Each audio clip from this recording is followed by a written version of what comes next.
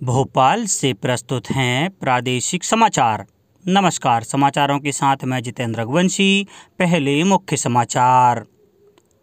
प्रधानमंत्री नरेंद्र मोदी ने कहा, भारत रक्षा सामग्री आयातक देश की छवि को खत्म कर बन रहा है रक्षा निर्यातक की नई पहचान। केंद्रीय सड़क परिवहन और राजमार्ग मंत्री नितिन गडकरी गुरुवार को प्रदेश में 11,000 करोड़ रुपए लागत की राष्ट्रीय राजमार्ग परियोजना का भूमि पूजन और लोकार्पण करेंगे। प्रदेश में 20 सितंबर से शुरू हो जाएंगी 1ली से 5वीं तक के स्कूल। और उत्तर भारत के लिए होशंगाबाद जिले के कीरतपुर में बना नेशनल कामधेनु ब्रीडिंग सेंटर। 13 नस्ल की गायों का होगा संरक्षण और संवर्धन। अब समाचार विस्तार से। प्रधानमंत्री नरेंद्र मोदी ने कहा है कि भारत रक्षा सामग्री आयातक देश की छवि को खत्म कर रहा है और दुनिया के एक महत्वपूर्ण रक्षा निर्यातक की नई पहचान बना रहा है। श्री मोदी कल उत्तर प्रदेश के अलीगढ़ में राजा महेंद्र प्रताप सिंह राज्य विश्वविद्यालय की आधारशिला रखने के लिए आयोजित कार्यक्रम को संबोधित कर रहे थे। प्रधानमंत्री ने कहा कि अब तक अलीगढ़ में बने ताले घरों की सुरक्षा करते थे, लेकिन अब अलीगढ़ डिफेंस कॉरिडोर में निर्मित उत्पाद देश की सीमाओं की रक्षा करेंगे। अलीगढ़ रक्षा गलियारा परियोजना के लिए कुल 200 एकड़ भूमि का अधिग्रहण किया गया है। प्रारंभ में परियोजना के अंतर्गत लगभग 1,245 करोड़ रुपए के कुल निवेश परिव्यय के साथ 19 औद्योगिक इकाइयां स्थापित की जाएंगी। केंद्रीय सड़क परिवहन एवं राजमार्ग मंत्री नितिन गडकरी 16 सितंबर को इंदौर में लगभग 11,000 करोड़ रुपए लागत की राष्ट्रीय राजमार्ग परियोजना का भूमि पूजन और लोकार्पण करेंगे। ब्रिलियंट कन्वेंशन सेंटर में आयोजित इस कार्यक्रम की अध्यक्षता मुख्यमंत्री शिवराज सिंह चौहान करेंगे। श्री गडकरी दिल्ली मुंबई एक्सप्रेस वे निर्माण कार्य का जायजा भी लेंगे। दिल्ली मुंबई एक्सप्रेस वे भारतमाला परियोजना के अंतर्गत देश की राजधानी दिल्ली से देश की वाणिज्यिक राजधानी मुंबई को जोड़ने वाली सर्वाधिक महत्वाकांक्षी परियोजना है। लगभग 1,350 किलोमीटर लंबाई वाले इस मार्ग की लागत करीब 90 करोड़ रुपए है। परियोजना का 245 किलोमीटर एरिया मध्य प्रदेश में राजस्थान के रामगंज मंडी में प्रवेश करता हुआ मंदसौर, रतलाम, झाबुआ जिले से गुजरता अनास नदी के पास गुजरात राज्य में प्रवेश करेगा। प्रदेश में एक्सप्रेस वे के निर्माण पर 11,183 करोड़ रुपए खर्च होंगे। इस परियोजना को जनवरी 2023 तक पूर्ण करने का लक्ष्य निर्धारित किया गया है। यह राष्ट्रीय राजमार्ग देश के 5 राज्यों दिल्ली, हरियाणा, राजस्थान, गुजरात और महाराष्ट्र से होकर गुजरेगा। मुख्यमंत्री श्री शिवराज सिंह चौहान ने कहा है कि प्रदेश के हर गरीब का अपना पक्का आवास होगा। वर्ष 2011 की सर्वे सूची में छूटे गरीबों का सर्वे कर पात्र हितग्राहियों के नाम जोड़े जाएंगे और उन्हें आवास निर्माण के लिए 1,20,000 रुपए की राशि प्रदान की जाएगी। मुख्यमंत्री श्री चौहान ने कहा कि इस साल 8 लाख आवास, फिर अगले साल 8 लाख आवास बनाए जाएंगे।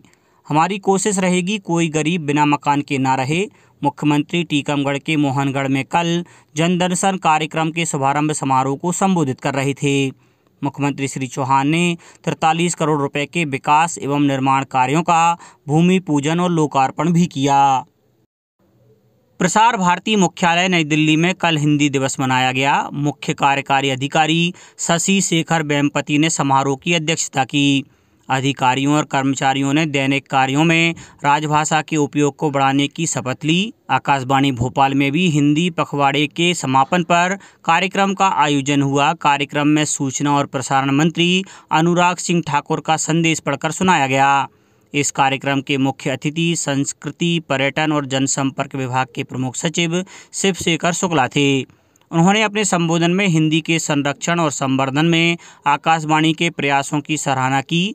हिंदी पखवाड़े के दौरान आयोजित विभिन्न प्रतियोगिताओं के विजेताओं को भी इस अवसर पर पुरस्कृत किया गया। प्रदेश में जबलपुर, होशंगाबाद और नेहरू युवा केंद्र इंदौर से भी हिंदी दिवस पर आयोजनों के समाचार मिले हैं। खाद्य एवं नागरिक आपूर्ति एवं उपभोक्ता संरक्षण मंत्री श्री बिसाहूलाल सिंह ने बताया है कि राष्ट्रीय खाद्यान्न सुरक्षा अधिनियम के तहत प्राथमिकता श्रेणी मांग कर खाने वाले एवं कचरा बीनकर जीवन यापन करने वाले व्यक्ति एवं उसके परिजन को निःशुल्क राशन का लाभ प्रदान किया जाएगा। ऐसे गरीब हितग्राहियों को अन्य वंचित वर्ग के परिवारों के सत्यापन के लिए राज्य शासन द्वारा आदेश जारी किए गए हैं। प्रमुख सचिव खाद्य एवं नागरिक आपूर्ति श्री फैज अहमद किदवई ने बताया कि जारी आदेश के अनुसार अन्य वंचित वर्ग को नवीन प्राथमिकता परिवार की श्रेणी में शामिल किया गया है। उन्होंने बताया कि ऐसे हितग्राहियों का सत्यापन शहरी एवं ग्रामीण क्षेत्र में मांग कर भरण पोषण करने वाले तथा कचरा उठाने वाले गरीब व्यक्ति एवं उनके ऐसे परिवार जो किसी भी अन्य श्रेणी के अंतर्गत नहीं आते हैं को शामिल किया जा सकेगा। प्रमुख सचिव ने बताया कि उपरोक्त के आधार पर एम राशि मित्र पोर्टल पर निर्धारित प्रक्रिया का पालन करते हुए स्थानीय निकाय द्वारा पात्रता पर्ची हेतु सत्यापन किया जाएगा। उपराष्ट्रपति और राज्यसभा के सभापति एम वेंकैया नायडू, प्रधानमंत्री नरेंद्र मोदी और लोकसभा अध्यक्ष ओम बिरला संयुक्त रूप से आज शाम 6 बजे संसद भवन एनेक्सी के मुख्य समिति कक्ष में संसद टीवी का शुभारंभ करेंगे। आज ही लोकतंत्र का अंतर्राष्ट्रीय दिवस भी है। इस वर्ष फरवरी में लोकसभा और राज्यसभा टीवी के विलय का फैसला लिया गया था। संसद टीवी पर मुख्य रूप से संसद और लोकतांत्रिक संस्थानों के कामकाज, शासन और योजनाओं, नीतियों, इतिहास और भारतीय संस्कृति तथा मुद्दों, हितों, समकालीन प्रकृति की चिंताओं पर केंद्रित कार्यक्रमों का प्रसारण होगा। आयुष राज्य मंत्री श्री रामकिशोर कावरे ने कहा है कि स्वस्थ रहने के लिए आयुर्वेदिक पद्धति को बढ़ावा देना बहुत जरूरी है। राज्य मंत्री श्री कावरे मंत्रालय के एनआईसी कक्ष से प्रदेश में 188 Ayush health and wellness centres का वर्चुअली शुभारंभ कर रहे थे। इसके पहले 100 Ayush health and wellness centres का शुभारंभ किया जा चुका है। राज्य मंत्री ने कहा कि प्रदेश में खोले गए Ayush health and wellness centre इस दिशा में बेहतर कार्य कर रहे हैं, जहां लोगों को आयुर्वेदिक औषधियों के साथ साथ योग एवं वेलनेस गतिविधियों का लाभ प्राप्त हो रहा है। कार्यक्रम में संस्कृति एवं पर्यटन मंत्री सुश्री उषा ठाकुर भी वर्चुअली सम्मिलित हुईं। प्रदेश में 20 सितंबर से शासकीय और अशासकीय शालाओं में कोरोना गाइडलाइन का पालन करते हुए पहली से 5वीं तक की प्राथमिक कक्षाएं 50% क्षमता के साथ प्रारंभ होंगी। स्कूल शिक्षा विभाग उप सचिव प्रमोद सिंह ने बताया कि कक्षा 8वीं, 10वीं एवं 12वीं के 100% विद्यार्थियों के लिए भी छात्रावास संचालित किए जा सकेंगे। इसके अलावा माध्यमिक और उससे ऊपर के लिए सभी आवासीय विद्यालय भी 100% विद्यार्थियों के लिए संचालित किए जाएंगे। इस बारे में जारी आदेश में कहा गया है कि अभिभावकों की सहमति से ही विद्यार्थी विद्यालय और छात्रावास में उपस्थित हो सकेंगे। उत्तर भारत के लिए प्रदेश के होशंगाबाद जिले के पशु प्रजनन प्रक्षेत्र कीरतपुर में नेशनल कामधेनु ब्रीडिंग सेंटर की स्थापना का कार्य पूर्ण हो गया है। केंद्र का उद्देश्य भारतीय गौ भैंस वंशीय नस्लों का संरक्षण और संवर्धन, उत्पादन, आनुवांशिक गुणवत्ता का उन्नयन, प्रमाणित जर्म प्लाज्म प्राप्त करना और देसी नस्लों को विलुप्ति से बचाना है। अपर मुख्य सचिव ने बताया कि प्रथम चरण में गायों की 13 नस्लों पर खास ध्यान दिया जाएगा। यह ब्रीडिंग सेंटर केंद्र शासन की 100% 25 करोड़ रुपए की सहायता से 270 एकड़ क्षेत्र में स्थापित किया जा रहा है। प्रदेश में कोविड-19 वैक्सीनेशन कार्य में गति लाने और वैक्सीन की प्रथम डोज से वंचित पात्र लोगों का 100% टीकाकरण कराने के लिए प्रधानमंत्री नरेंद्र मोदी के जन्मदिवस 17 सितंबर से टीकाकरण महाअभियान का तीसरा चरण शुरू किया जा रहा है। मुख्यमंत्री श्री शिवराज सिंह चौहान ने कहा है कि टीकाकरण महाअभियान को सफल बनाने में सभी वर्गों का सहयोग लिया जा रहा है। प्रदेश में 26 सितंबर तक वैक्सीन के प्रथम डोज का 100% लक्ष्य प्राप्त करने के लिए सभी तैयारियां की जा रही हैं। इस टीकाकरण महाअभियान में पहले दिन 32,90,000 टीके लगाने का लक्ष्य निर्धारित किया गया है। सबसे ज़्यादा 2 लाख टीके धार जिले में लगाए जाएंगे। इंदौर में 1,65,000 और भोपाल में 1,21,000 टीके लगाने का लक्ष्य रखा गया है। जबलपुर जिले में अब बीमार पुलिस जवानों से थाना प्रभारी रोजाना सुबह शाम फोन पर बात कर उनकी सेहत का पता लगाएंगे। किसी भी तरह की समस्या होने पर उनके उपचार की व्यवस्था भी करेंगे। हाल ही में डेंगू से महिला आरक्षक की मौत के बाद पुलिस अधीक्षक सिद्धार्थ बहुगुणा ने कोविड की तर्ज पर यहां डेंगू केयर सेंटर शुरू कराया है। यहाँ जवानों को 30 से 35% छूट पर दवाएं उपलब्ध कराई जाएंगी।